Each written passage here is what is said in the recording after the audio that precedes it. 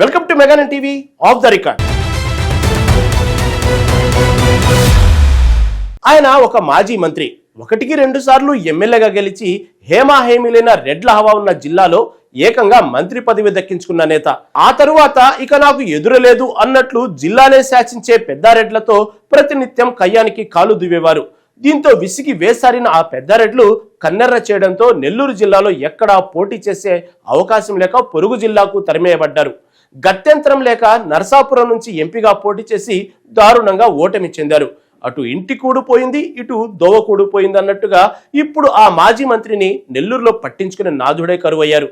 ఇంతకీ ఎవరా మాజీ మంత్రి? నెల్లూరు రాజకీయాల్లో ఆయన పరిస్థితి ఎందుకింత దారుణంగా తయారైంది?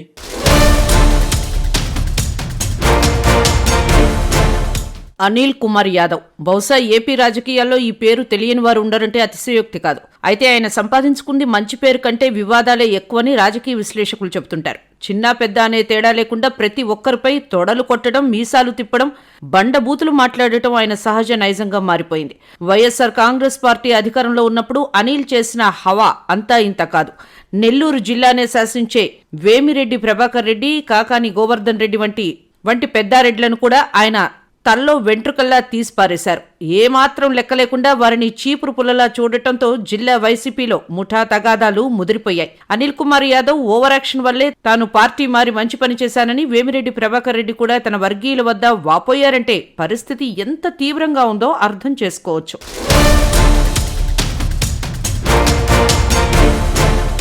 ఒకప్పుడు నెల్లూరు నగరం అంటే అనిల్ కుమార్ యాదవ్, అనిల్ అంటే నెల్లూరు నగరం అన్నట్లుగా ఉండేది. కానీ కాలం ఇప్పుడు ఒకేలా ఉండదు. వరుసగా 2 సార్లు ఎమ్మెల్యేగా గెలిచి మంత్రిగా చక్రం తిప్పిన అనిల్ ఇప్పుడు సొంత గడ్డపైనే పరాయివాడ అయ్యారా అంటే అవుననే అంటున్నాయి రాజకీయ వర్గాలు. గతంలో మంత్రిగా ఉన్న సమయంలో ఆయన వ్యవహార శైలిపై జిల్లా నేతలంతా ఏకమయ్యారు. అప్పట్లో జగన్ సమక్షంలోనే పెద్ద పంచాయతీ జరిగిందని, ఆ విభేదాల వల్లే ఆయన నెల్లూరు నుంచి నర్సాపురం వెళ్లాల్సి వచ్చిందనే ప్రచారం ఉంది. అయితే నర్సాపురంలో పోటీ చేసిన అనిల్ కు ఓటమి చేదు అనుభవాన్ని మిగిల్చింది.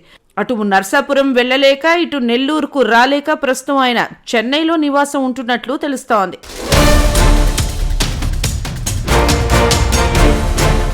అనిల్ కుమార్ యాదవ్ ఖాళీ చేసిన నెల్లూరు సిటీ స్థానంలో ఇప్పుడు పర్వతరెడ్డి చంద్రశేఖర్ రెడ్డి హవా నడుస్తోంది. ఉపాధ్యాయ ఎమ్మెల్సీగా ఉన్న ఆయన్ను జగన్మోహన్ రెడ్డి సిటీ ఇన్ఛార్జిగా నియమించడంతో సమీకరణాలు పూర్తిగా మారిపోయాయి. చంద్రశేఖర్ రెడ్డి రాకతో క్యాడర్లో కొత్త ఉత్సాహం వచ్చింది. నియోజకవర్గంలో ఎన్నికలు లేకపోయినా ఇతర పార్టీల నుంచి భారీగా వలసలు కొనసాగుతుండడం విశేషం. ఆయన పనితీరుపై అధిష్టానం కూడా ఫుల్ ఖుషీగా ఉందట. వచ్చే ఎన్నికల్లో చంద్రశేఖర్ రెడ్డి ఎమ్మెల్యేగా గెలిస్తే జగన్ కేబినెట్ లో ఖచ్చితంగా మంత్రి పదవి దక్కుతుందనే టాక్ జిల్లాలో బలంగా వినిపిస్తోంది. దీంతో సిటీలో అనిల్ చాప్టర్ క్లోజ్ అయినట్లేనా అన్న చర్చ మొదలైంది.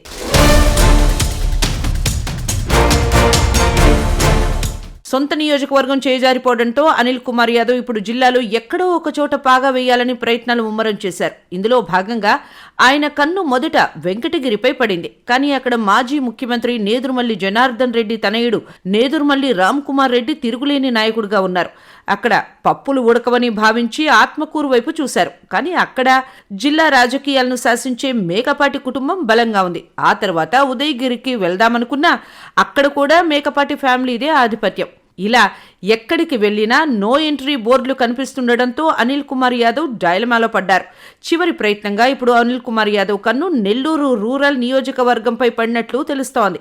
సిటీకి ఆనుకుని ఉండటం, తనకు పట్టున్న సామాజిక వర్గం ఓటర్లు ఉండటంతో ఇక్కడైనా లక్ చెక్ చేసుకోవాలని ఆయన భావిస్తున్నారు. అయితే సిటీలో లాగే రూరల్లో కూడా సీనియర్ నేతలు ఆయన్ను అడ్డుకుంటారా, లేక జగన్ ఆశీస్సులు అనిల్ కు దక్కుతాయా అనేది $1 మిలియన్ ప్రశ్న. ఏది ఏమైనా ఒకప్పుడు జిల్లాను ఉతికేసిన అనిల్ ఇప్పుడు ఒక నియోజకవర్గం కోసం ఇన్ని తిప్పలు పడటం నెల్లూరు రాజకీయాల్లో హాట్ టాపిక్ గా మారింది.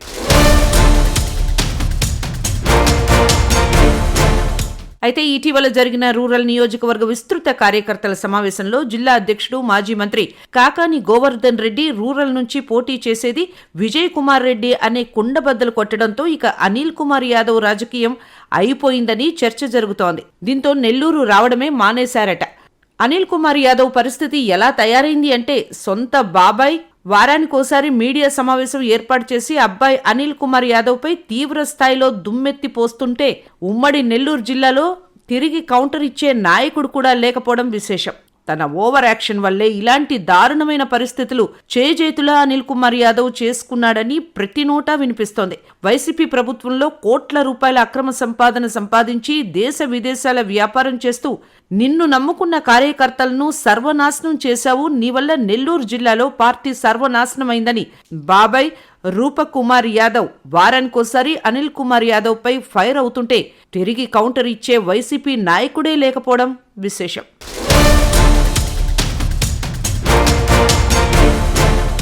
అంటే అనిల్ కుమార్ యాదవ్ మంత్రిగా ఉన్నప్పుడు దాదాపు జిల్లాలో ఉండే రెడ్ల అందరినీ ఒక ఆట ఆడుకున్నాడన్న ప్రచారం జరుగుతోంది.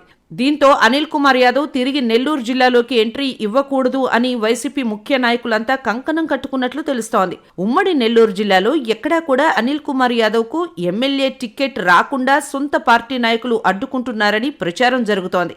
అనిల్ కుమార్ యాదవ్ ఓవర్ యాక్షన్, ప్రతి ఒక్కరిని అవహేళన చేయడం, తొడలు కొట్టడం ఇలాంటి వాటి వల్ల జిల్లాలో పార్టీ పూర్తి స్థాయిలో డ్యామేజ్ అయిందని, మళ్లీ అనిల్ కుమార్ యాదవ్ నెల్లూరులో ఎక్కడి నుంచి అయినా పోటీ చేస్తే మళ్లీ వైసీపీకి కష్టాలు తప్పవని జిల్లాలోని వైసీపీ ముఖ్య నాయకులంతా జగన్ వద్ద పెద్ద పంచాయతీ పెట్టినట్లు ప్రచారం జరుగుతోంది.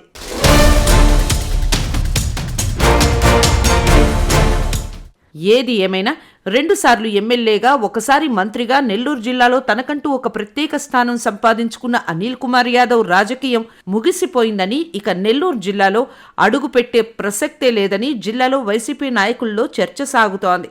ఒకవేళ జగన్ పొరపాటున అనిల్ కుమార్ యాదవ్ ను నెల్లూరు నుంచి ఏదో ఒక నియోజకవర్గం నుంచి పోటీకి దింపితే పార్టీ మళ్లీ కష్టాల్లోకి పోవడం ఖాయమని, ఎట్టి పరిస్థితుల్లో అనిల్ కుమార్ యాదవ్ నెల్లూరు జిల్లాకు రానియకూడదని వైసీపీ ముఖ్య నాయకులంతా కంకణం కట్టుకున్నట్లు ప్రచారం జరుగుతోంది.